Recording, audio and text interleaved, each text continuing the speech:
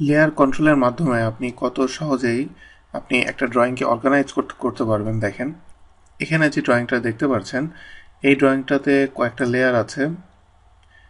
তো আমি যখন যে লেয়ারে কাজ করতে চাই, আপনাকে বাম দিকে এই লেয়ারে যে বারবার কোনটা আপনি কারেন্ট লেয়ারে দিতে চান সেটা করতে হবে না।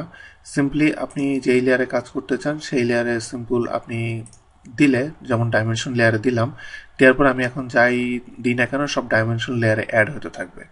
এভাবে আপনি খুব সহজে আপনি লেয়ারগুলো চেঞ্জ করতে পারবেন।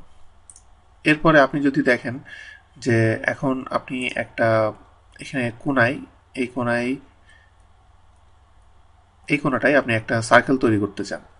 তো এই সার্কেলটা যখন আপনি তৈরি করতে চান, আপনি দেখা গেল যে এই সার্কেলটা আমি জিরো লেয়ার যেটা, সেটাতে আমি তৈরি করছি।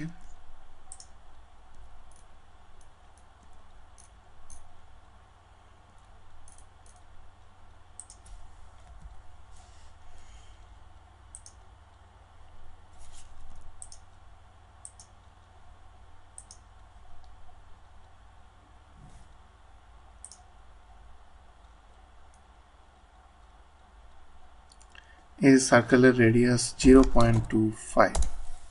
এখন দেখেন এখানে আমি যে সার্কেলটা তৈরি করেছি এটা কিন্তু জিরো লেয়ারে আছে, কিন্তু আমাকে এটা অ্যাকচুয়ালি হবে পার্ট লেয়ারে। তো এটার জন্য খুবই মজার ব্যাপার হলো যে আপনাকে এই যে সার্কেলটা, এটা আপনাকে আর ড্র করতে হবে না।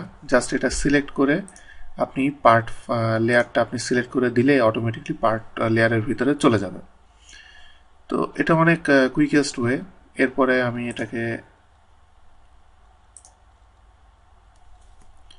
এটাতে সেন্টার লাইনটা আমি অ্যাড করে দিচ্ছি।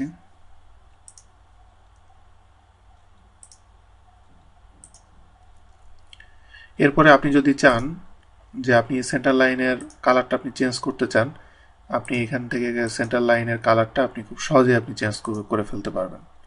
অথবা আপনি এটা যদি টার্ন অফ করতে চান, এখান থেকে আপনি অফ করে দিতে পারবেন।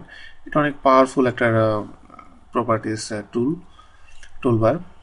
আর এরপরে দেখেন এখানে আরেকটা রং লেয়ারে আছে, আমি এটা জাস্ট সিলেক্ট করলাম। সিলেক্ট করে আমি যদি ডাইমেনশন লেয়ারে দিয়ে দিই, অটোমেটিকলি ডাইমেনশন লেয়ারে চলে যাবে। তো এইভাবে আপনি লেয়ারের মাধ্যমে খুব সহজে আপনি অর্গানাইজ করে ফেলতে পারবেন আপনার ড্রয়িংটাকে।